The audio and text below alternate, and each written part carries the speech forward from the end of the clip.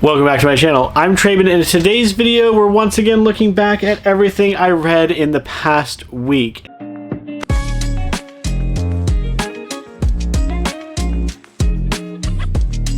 And we're going to start with what has taken up most of my time this week with the Murderbot Diaries. I read through the first 4 novellas in this series. I realize there are more than just these 4 short books, but I have not picked up the rest of them. This is what I had, and this is really the first major arc of the story. I feel like in the first book we kind of set up the problem that is the through line throughout these 4 novellas that gets resolved by the last one.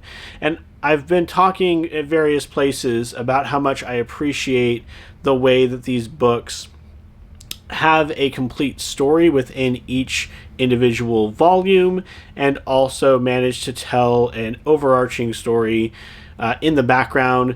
Things continue to develop, you gain more information as the story goes on. Murderbot Diaries is kind of a combination of maybe like some kind of cyberpunk being human type story where you have a lot of questions about what does it mean to be human and what is humanity, but from the perspective of a robot that doesn't want to be human and doesn't want to embrace that side of their life. They don't like humans. They don't want to be around humans. They make them very uncomfortable. They're antisocial. They just want to watch their soap operas and live in peace. And on a certain level, you can kind of empathize with the ideas here, where the robots like people are stupid and do irrational things and put themselves in danger. And why would I want to be a part of that when I can just enjoy my shows? Leave me alone. Inevitably, in each of the volumes, there is something nagging at Murderbot, our protagonist, and they go to investigate or learn more about this situation that they find themselves embroiled in.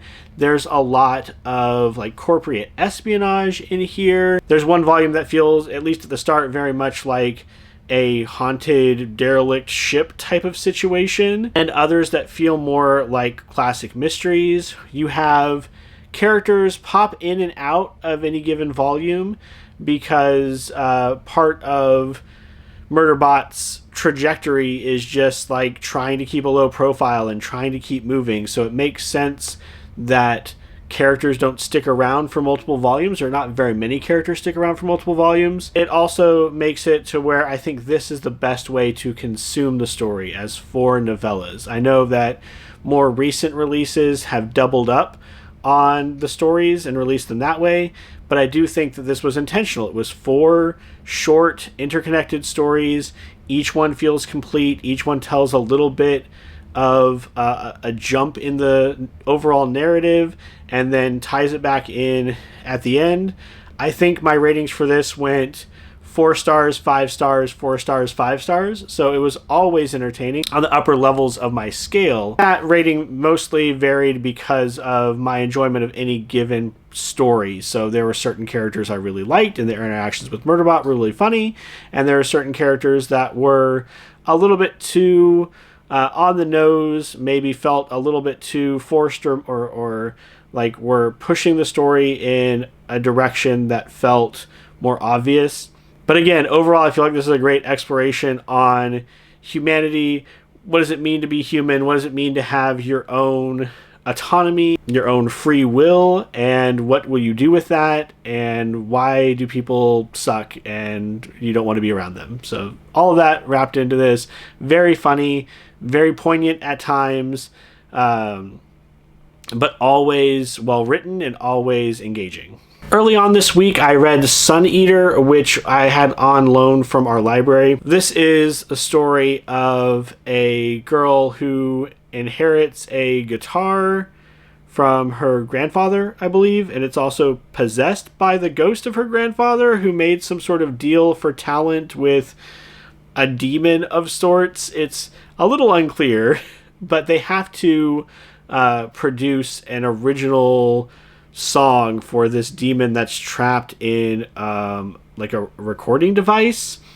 And it is mostly about them forming a band and the clashes they have with the different members, them becoming obsessed with this song that's in their mind and trying to get it out into the world and finish this song. It's a story about obsession and generational trauma and interpersonal connections, and it was fine. I think I gave it 3 stars. It's not anything that's going to stick with me long term, I don't feel. It was obviously very important for the author. The afterword is talking about how long it took them to finish up this story and to get it the way they wanted it to be, get the final product the way they wanted it. For me, I felt like the art was only so-so.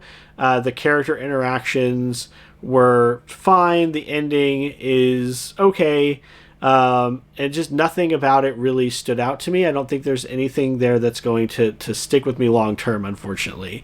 But if you are a fan of music, if you've ever been in a band or tried to form a band, I'm sure you can identify with the interpersonal conflicts when you try to get a group of people together that don't always mesh and have their own goals, and they're trying to collectively work together toward something larger. I think those were the best parts of the story, and had it just been a straightforward teen drama in that vein, it might have been a stronger story for me, in all honesty. I thought the possessed guitar, while an interesting facet or interesting idea, didn't really add much to the story other than pushing the main character to do more and more extreme things and emphasize the breakdown of the relationships that was already there from just the interactions, the interplay between the characters. I also read No One, and I want to make it clear that I only read the graphic novel because this is a story that has a lot of ancillary media. There are, I think, 10 different podcast episodes. There are a number of QR codes in here. I didn't scan any of them. I know that they give additional information, but I don't think any of them were required viewing for following the plot of the comic. No One is set in the Massiveverse, at least on paper, but there's nothing in here that references the Massiveverse. So if you are turned off by the superhero genre or by that line of comics, know that this is a standalone story, mostly centered on just regular people. The story here is kind of a mystery, whodunit, detective, noir style story where there is this copycat killer of someone who's in jail, and there's question about, is the copycat the real killer? And you get introduced to all these different characters around that scenario. So you have the killer themselves, his father, who is a older detective. You have several investigators, police officers, news broadcasts, podcasters. So a bunch of people that are just surrounding this story and the various things that they do to try to uncover the truth behind who the killer is. Secondary to that, there's a lot of question about who No One is. So No One is this vigilante tech hero of sorts. It's very unclear. They seem ambivalent toward some crime, and they seem like they really want other people to suffer in other instances. So it does take this kind of vigilante heroism and put it in a more realistic light, where this is still a person who is deciding how people are being punished and when they're being punished and are trying to be above the law.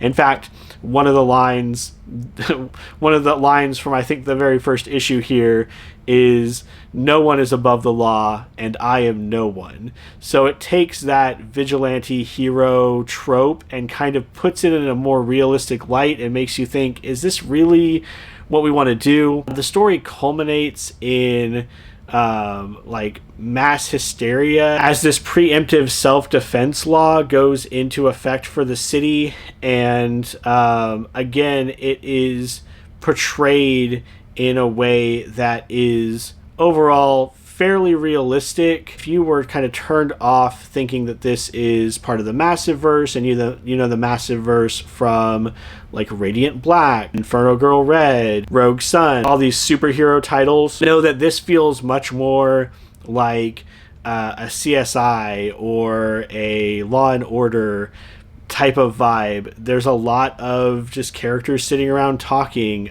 news broadcasts, interviews, things like that. And the ancillary media is more of the same. It is the podcast, the in-universe podcast, talking about Who Is No One, newspaper clippings, interviews, reports, that kind of thing. And again, I think they add some further context and enrich the world building that's going on here, but I don't think they're necessary to enjoy the story itself. This is a thick one. This normally I will sit down with a comic and be done in an hour. Not so with No One. 10 individual issues in here. It's dialogue heavy. It's plot heavy. You do have to pay attention to who the different characters are and how they're all moving, their relationships with each other. So it requires a bit more attention than maybe what I was expecting going in, thinking like, oh, this is the Batman of the Massiveverse. But I was entertained. I think well worth the read. I gave it 4 out of 5 stars. I would pick it up if you're interested in like detective fiction or in a more grounded look at the superhero genre. In stark contrast to that last read, I also read Godzilla Skate or Die, which was a lot. A comic that I greatly enjoyed, but I could definitely see many people not jiving with this. I found it immensely entertaining. I thought the art was great for what it was. I think it captured the skate aesthetic very nicely. A lot of really square shapes and like angular, things you'd get from like graffiti, for example, and just a lot of really crazy like action lines, very like in places feeling a little bit like slapdash and uncontrolled, even with like the gutter lines and things like that. So I thought that was really cool. I also really appreciated a story with Godzilla that gave some consideration to telling an interesting and unique human perspective, and not just like, oh, Godzilla fight Mothra and they blow stuff up. It attempted to have more of a human element and heart and a reason for those human characters to be there. You have to turn your brain off for this one, though. This is far and away the most unrealistic thing I read this week. Beyond the giant monsters, you also have to accept hidden government facilities peopled by special agents who are incapable of locking down a handful of teenage skaters. Briefly, giant mecha, and also a psychic connection with Godzilla. Part of this completely ridiculous tapestry, and so I think you just have to read this and experience it. If Godzilla Skate or Die sounds like fun, you will probably have fun with this title. If Godzilla Skate or Die sounds like the stupidest thing you've ever heard, I'm not going to convince you to read this.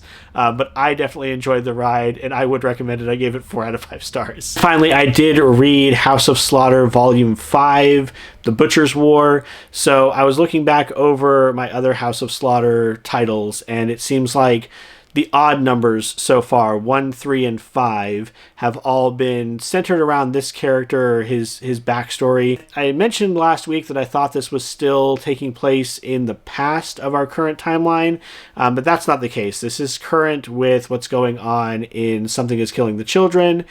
I really thought that there was going to be like a major shakeup in the leadership behind the scenes in the story, and in a sense there was.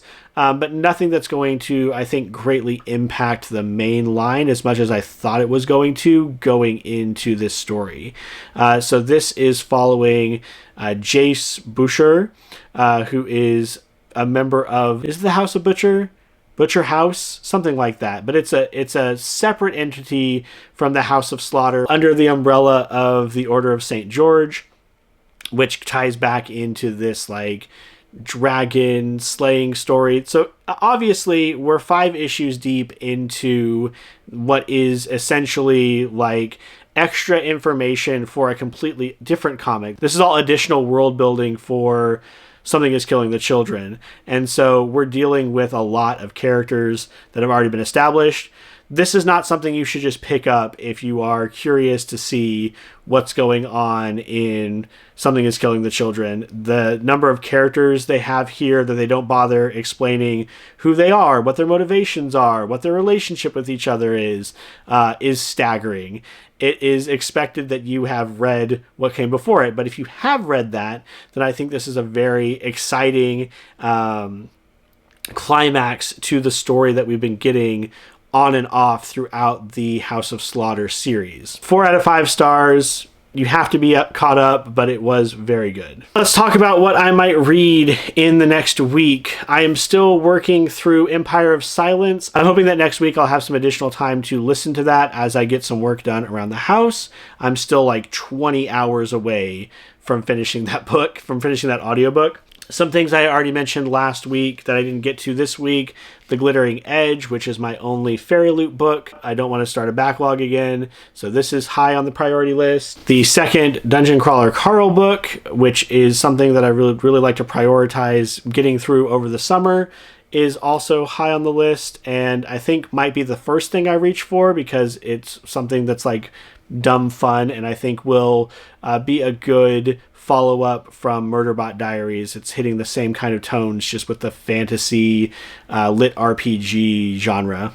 I've been hearing really good thing about Frederick Bachman's My Friends, and I already picked up a copy of it, so this is another one that is high on my priority list. I really enjoyed Anxious People. Go check out my review for that. It's something I've been wanting to read for a while now, and so I will probably get to that. I really like to go back and start rereading some manga series that I know I'm behind on. Spy Family, Blue Lock, and Kaiju number 8 are the 3 that I think are tops on my list of going back through the earlier issues and just like reading through them and getting caught up with the current issues. Because I know with Blue Lock, for instance, I think like 8 volumes behind, a couple of volumes behind on Kaiju number 8, and they've started the B-side stories, which sound interesting, like background information for some of the ancillary characters. And Spy Family, I think I dropped off on like volume 4, and I think we have like 11 or 12. So I really need to catch up on all those stories, get current while I've got the time. So those are my plans for next week, and that's going to do it for this video. As always, I hope your reading journey is going well. Please don't forget to like, comment, and subscribe so we can grow this corner of our BookTube community. Let me know down below what you plan on reading this week. Let me know if you'd like to hear a longer spoiler filled review for anything that I talked about this week. And until the next one, take care.